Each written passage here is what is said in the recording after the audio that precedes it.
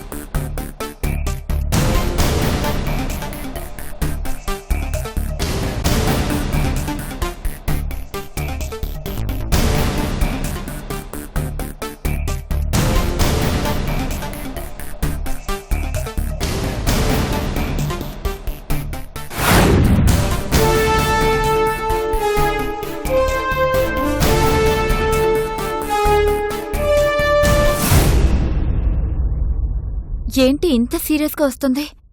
ఏమై ఉంటుంది? చక్రవర్తి కేసు గురించి పూర్తిగా తెలుసుంటుందా? రా భవాని. శిరీష, ఓ కేసు విషయం గురించి నీతో మాట్లాడాలి.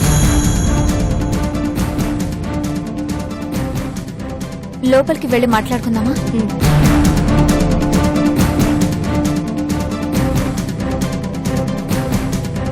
కూర్చో భవాని.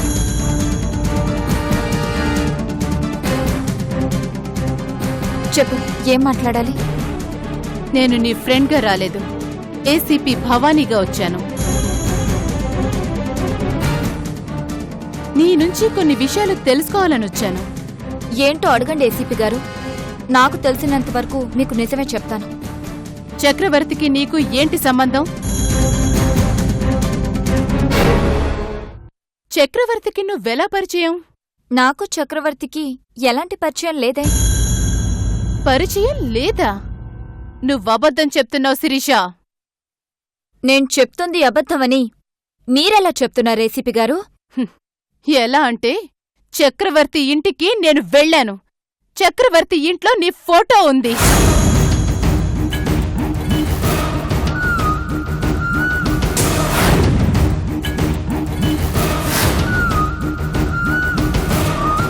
చక్రవర్తి ఇంట్లో నీ ఫోటో ఉండడం ఒక ఆశ్చర్యమైతే, ఇంకో ఆశ్చర్యం ఏంటంటే ఆ చక్రవర్తి నిన్ను పెళ్లి చేసుకోవాలనుకోవడం, నువ్వు పెళ్లిపేటల మీద నుంచి తప్పించుకొని పోవడం, ఇవన్నీ కూడా ఆశ్చర్యం కలిగించేవే శిరీష.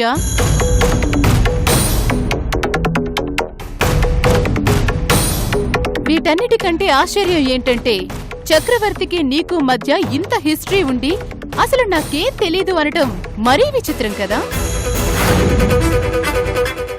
ఎందుకు శిరీష నువ్వు నాకు అబద్ధం చెప్పాలని చూసావు? చక్రవర్తికి నీకు పెళ్లి చెయ్యాలనుకోవడం అబద్ధం కాదుగా. ఏ ఉద్దేశంతో నా దగ్గర నిజాలు దాచడానికి చూసావు? అసలు దీనికి కారణమేంటి? నాకు మాట్లాడడానికి కొంచెం టైం ఇస్తారా ఏసీపీ గారు? నేనెప్పుడూ మీకు అబద్ధం చెప్పలేదు. అసలు నాకు అవసరం కూడా లేదు. ఒక మనిషి అబద్ధం చెప్పాడంటే దాని వెనుక ఏదో కారణం ఉండాలి. లాభం, భయం, కోపం, అసూయ వీటిలో నాకు ఏదీ లేదు. అలాంటప్పుడు నేనెందుకు అబద్ధం చెప్తాను చెప్పండి? అయితే నీ ఫోటో వాళ్ళింట్లో ఎందుకుంది? ఆ ఫోటో నాదేనని ఎలా చెప్తున్నారు? నీ ఫోటో నేను గుర్తుపట్లేనా? అయితే మీ ఇంటికి వెళ్ళి మీ ఫ్యామిలీ ఫోటోలు కూడా చూడండి. అందులోనూ నాలాంటి ఫోటోనే ఉంటుంది. కానీ అది నేను కాదు, నాలాగే ఉన్న మీ ఆడపడుచు సంధ్య ఫోటో. నాలాగే ఉంది కాబట్టి ఆ సంధ్యని నేనే అనగలరా ఏసీపీ గారు? అంటే చక్రవర్తి ఇంట్లో ఉన్న ఫోటో నాది కాదు, నాలాంటి రూపంలో ఉన్న సంధ్యది కావచ్చు. సంధ్యకి చక్రవర్తికి ఏంటి సంబంధం? మీరే చెప్పారు కదా, చక్రవర్తి పెళ్లి చేసుకోవాలనుకున్నాడని, పెళ్లి పీటల మీద నుంచి పారిపోయిందని. అన్నీ మీకు తెలిసినవే. అంటే సంధ్యని చక్రవర్తి చేసుకోవాలనుకున్నాడా? అసలు అదేలా సాధ్యం? సంధ్య మీ ఇల్లు వదిలిపెట్టి ఎంతకాలమైంది? పాపని కూడా మీకు అప్పగించి వెళ్ళాక సంధ్య ఏమైందో, ఎక్కడుందో మీకు తెలుసా? తెలీదు. అలాంటి మనిషి చక్రవర్తి ఇంటికి వెళ్లలేదని మీరెలా నమ్ముతారు చెప్పండి? మీకింకా నమ్మకం కలగడం లేదా? అయితే మీ ఇంటికి వెళ్లి సంధ్య గురించి అడగండి. ఆ తర్వాతే ఎంక్వైరీ చేయండి. చక్రవర్తి ఇంట్లో ఉంది నా ఫోటో అని నిరూపించగలిగితే మీరు చెప్పినట్టే నేను అబద్ధం చెప్పానని ఒప్పుకుంటాను.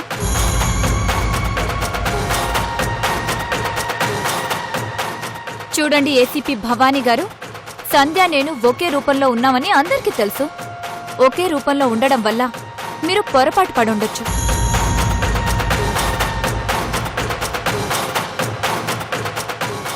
తప్పులేదు. కానీ నేను అబద్ధం చెప్పానని ఇలా నా మీద ఎలిగేషన్స్ తీసుకొని రావడం మాత్రం నిజంగా తప్పు. ఐఎమ్ సారీ శిరీష, అక్కడ నీ ఫోటో కనిపించేసరికి షాక్ అయ్యాను. మా ఆడపడుచు సంధ్య విషయం నేనసలు మర్చిపోయాను. ఇప్పుడు ఎంక్వైరీ చేస్తాను. Once again I'm very sorry. It's okay, నేనొస్తాను.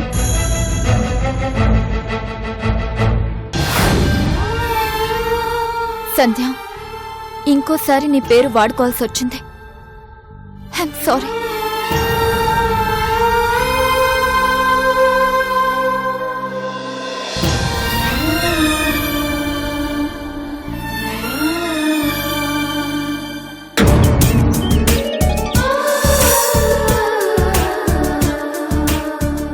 అమ్మా, నాన్న అలాగే అంటారు. ఆ రోజు పంతులు గారు వస్తారు, మీ ఇద్దరికి మంగళ స్నానాలు చేయించి, కొత్త బట్టలు పెట్టి, దండలు మార్పించి, దాదాపు పెళ్లి తంతంతా జరిపిస్తారు. రే వద్దురా, మీ నాన్నగారి కోపం వస్తుందేమో. ఎందుకు కోపం? మనమేం తప్పు చేస్తున్నామని? అయినా ఆ మాత్రం కూడా సరదా లేకపోతే ఏం బాగుంటుందమ్మా? ఏమోరా, అవన్నీ అంటే నాకేదోలా అనిపిస్తుంది. ఏంట్రా నువ్వు సరే నీ అమ్మతో ఏంటి చెప్తున్నావు? అదే నాన్న, ఆ రోజు మీకు ఏ బట్టలు కొనాలా అని అడుగుతున్నాను. ఏమ్మా, అంతే కదా? అంతే అంతే. మామయ్య గారు, భవానీ, సమయానికి వచ్చావు. పెళ్లి రోజున నాన్నకు స్పెషల్ డ్రెస్ తీసుకోవాలి. అమ్మకు పట్టుసారీ బదులు ఏదైనా డిజైన్ సారీ తీసుకుందాం. ఏమంటావ్?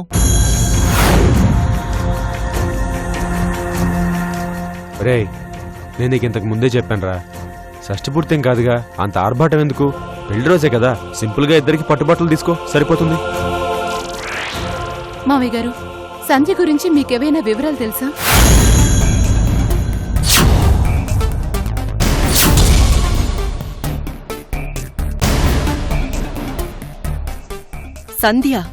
సంధ్య గురించి ఇప్పుడు ఎందుకమ్మా? సంధ్య శిరీష ఒకేలా ఉంటారని అందరికీ తెలుసు. సంధ్య వదిన పాపని ఉషా వదినకి ఇచ్చేసి ఎక్కడికో వెళ్ళింది అని చెప్పారు కదా, తను ఇప్పుడు ఎక్కడుంది?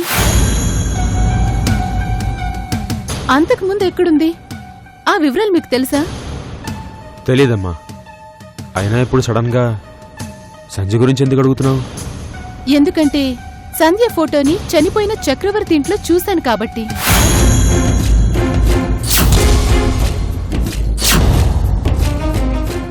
ఆ ఫోటో శిరీషదేమోనని వెళ్లి తననడిగితే అసలు చక్రవర్తి ఎవరో కూడా తనకి తెలీదని చెప్పింది. తనలాంటి పోలికలే ఉన్న సంజయది కావచ్చు అని చెప్పింది. ఇందులో ఏది నిజం? తీగలాగడం మొదలుపెట్టింది. శిరీష ఫోటోని చక్రవర్తి ఇంట్లో చూసింది. ఇప్పుడు లింక్ మొత్తం కదులుతుంది. చెప్పండి, సంధ్య ఏమైంది? అసలు సంధ్యకి చక్రవర్తికి సంబంధం ఏంటి? ఏమోనమ్మా, ఆ వివరాలేం మాకు తెలియవు. సంజయ్ చిన్నప్పటి నుంచి మాకు దూరంగానే పెరిగింది. సంజయ్ గారు చేసిన తప్పుకి పెళ్లికి ముందే తెల్లై గౌరిని కంది. ఆ తర్వాత మా అందరికీ దూరంగా వెళ్ళిపోయింది. తను చక్రవర్తి ఇంటికి ఎప్పుడు వెళ్ళిందో, అసలు సంజయ్ ఫోటో చక్రవర్తి ఇంట్లో ఎందుకుందో నిజంగా మాకు తెలియదమ్మా.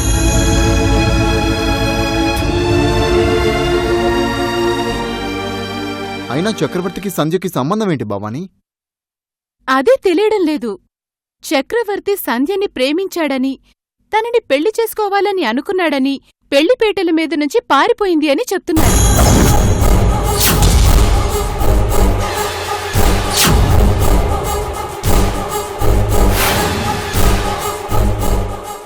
సంధ్య అలా ఎందుకు వాళ్ళింటికెళ్తుంది?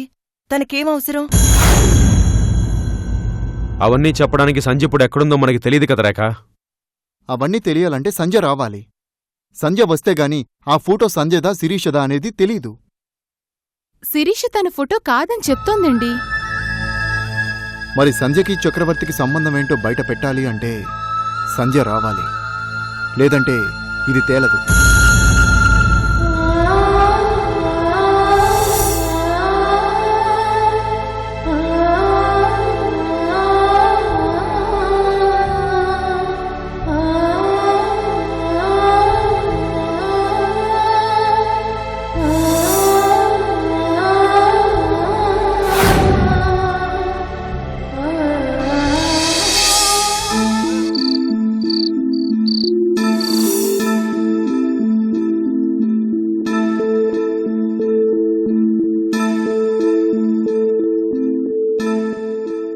కానీ అది నేను కాదు, నాలాగే ఉన్న మీ ఆడపడుచు సంధ్య ఫోటో. తెలీదమ్మా. అయినా ఇప్పుడు సడన్ గా సంజయ్ గురించి ఎందుకు అడుగుతున్నావు? ఒకప్పుడు నా కొడుకు ఆ అమ్మాయిని పెళ్లి చేసుకోవాలనుకున్నాను. ఇందులో ఎవరి మాట నిజం? మినిస్టర్కి అబద్ధం చెప్పాల్సిన పనిలేదు. శిరీష తన ఫోటో కాదు అంటోంది. సంధ్య గురించి తెలీదు అంటున్నారు. మరా ఫోటో అక్కడ ఎందుకుంది? అసలు చక్రవర్తి చావుకి కారణం ఆ ఫోటోలో ఉన్న వ్యక్తేనా? అది సంధ్య లేక శిరీష?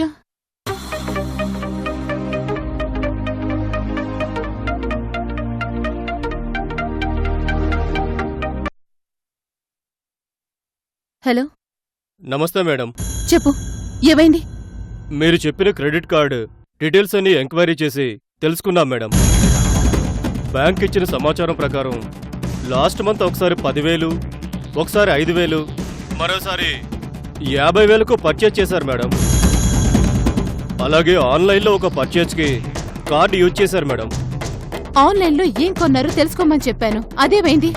మీరిచ్చిన కన్సైన్మెంట్ నెంబర్ ప్రకారం చూస్తే ఓ షర్ట్ కొన్నట్లు తెలిసింది మేడం.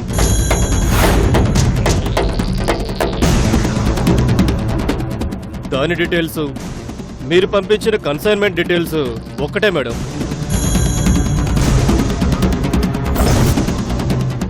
ఓకే, అలాగే మేడం.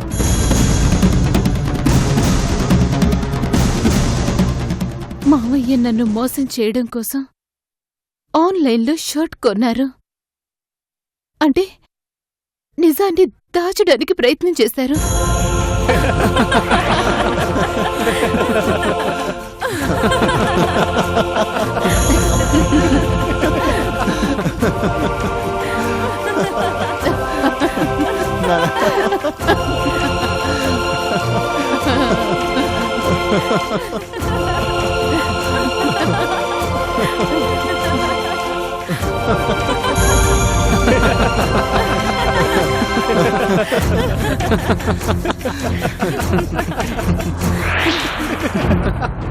ఏం రేఖ, పెళ్ళై 25 ఇంకా కొత్త పెళ్లి కూతుర్లా సిగ్గుపడుతున్నావు నువ్వు? ఈ సిగ్గుని రేపటిదాకా ఉంచు రేఖ. పెళ్లి రోజు ఇవాళ కాదు, రేపు. వీళ్ళందరి సంతోషాన్ని ఆనందాన్ని ఆవిరి చేయబోతున్నానా? ఎందుకు మావయ్య నిజాన్ని దాచి మీరు నేరస్తులుగా మారిపోయారు? నాకు దొరికిన ప్రతి సాక్ష్యం మీకు వ్యతిరేకంగానే ఉంది. నేనేం చేయను? మిమ్మల్ని అరెస్ట్ చెయ్యాలా? మీ అందరి ఆనందాన్ని నాశనం చెయ్యాలా?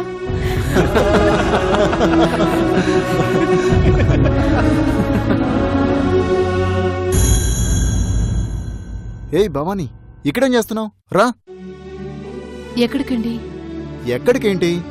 అక్కడ అందరూ సరదాగా ఉంటే నువ్వు ఒక్కదానివి ఇక్కడ కూర్చొని ఏం చేస్తావు? వచ్చి అందరితో కలిసి హ్యాపీగా పార్టిసిపేట్ చేయి. వద్దండి, నాకు తలనొప్పిగా ఉంది. కమాన్ భవానీ, అందరూ హ్యాపీగా ఉంటే నువ్వు మాత్రం రాకపోతే ఎలా చెప్పు? ఓ టాబ్లెట్ వేసుకునిరా, బాగుండదు. అలాగేనండి, వస్తాను. Thank you. త్వరగా వచ్చే.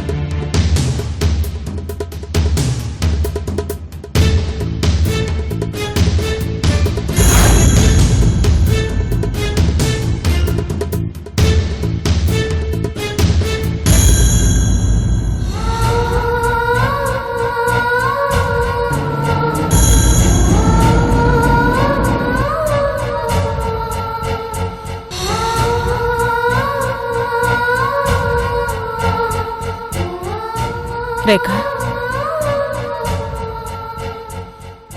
ఏమైంది? ఎందుకు అలా ఉన్నా? ఫంక్షన్ జరుగుతోంది కదా. నా బాధంతా ఒకటే వదినా, గౌరీ గురించి. కడుపును పుట్టిన బిడ్డ ఉష ఎలాగూ లేదు. సంధి ఎటెళ్ళిందో ఏమైందో తెలీదు. ఉన్న గౌరీ అయినా ఈ ఫంక్షన్లో ఉండుంటే ఎంతో బావుండేది. ఏం చేస్తాను రేఖ? గౌరీ కోసం వెతకని చోటుందా? అడగని మనిషి ఉన్నాడా? ఎవరిని అడిగి ఏం ప్రయోజనం ఉంది? ఎక్కడ కూడా ఆచూకీ దొరకటం లేదు.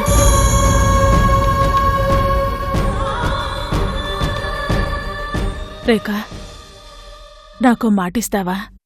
ఏంటొదినా?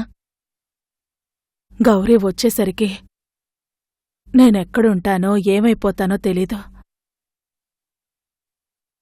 గౌరీ నువ్వే జాగ్రత్తగా చూసుకోవాలి రేఖ.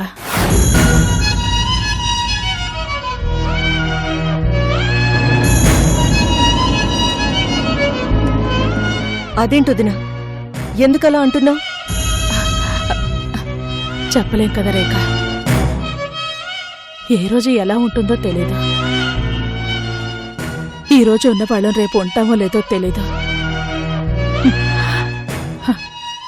రోజులన్నీ ఒకేలా ఉండవు కదా రేఖ. అందుకే చెప్తున్నాను.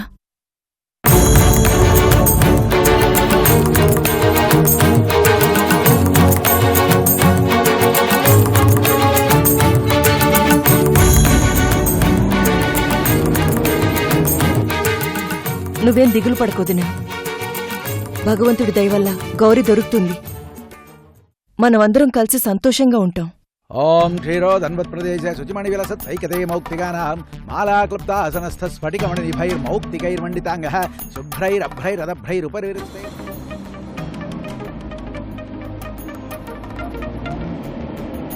హలో హలో భవానీ, ఎక్కడున్నావు? ఇక్కడ ఇంత ఇంపార్టెంట్ ఫంక్షన్ పెట్టుకొని నువ్వు లేకపోతే ఎలా భవానీ? వస్తున్నానండి, ఇంటికే బయలుదేరాను. మీరు కానివ్వండి, వచ్చేస్తున్నాను. బాబూ, మీ అమ్మా నాన్నల్ని త్వరగా రమ్మని చెప్పయ్యా. ఇదిగో వచ్చేస్తున్నారండి. భవానీ, త్వరగా వచ్చేసాయి.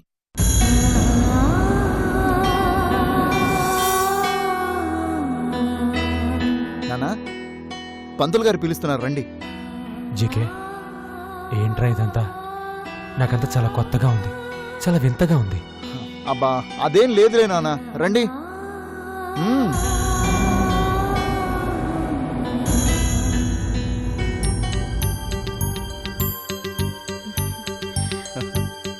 Happy anniversary. Thank you sir. నమస్తే అండి. నమస్తే. నమస్తే అండి. నమస్తే అమ్మా. హ్యాపీ యానివర్సరీ అండి. Thank you. నమస్కారం అండి.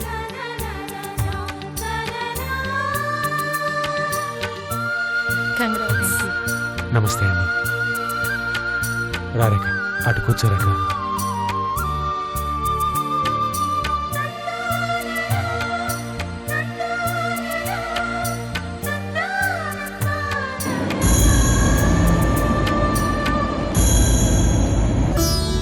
జీకే అమ్మా భవానీ ఎదురా? తన్ని ఆఫీస్కి రమ్మని అర్జెంట్ కాల్ వస్తే వెళ్ళిందమ్మా. ఫోన్ చేశాను, పర్మిషన్ తీసుకుని ఇంటికి వస్తున్నాను అంది. ఈలోపు మీరు కానివ్వండి నాన్న. తొందరే ఉందిరా, భవానీని రాని, తను వచ్చాకే దండలు మార్చుకుంటాం.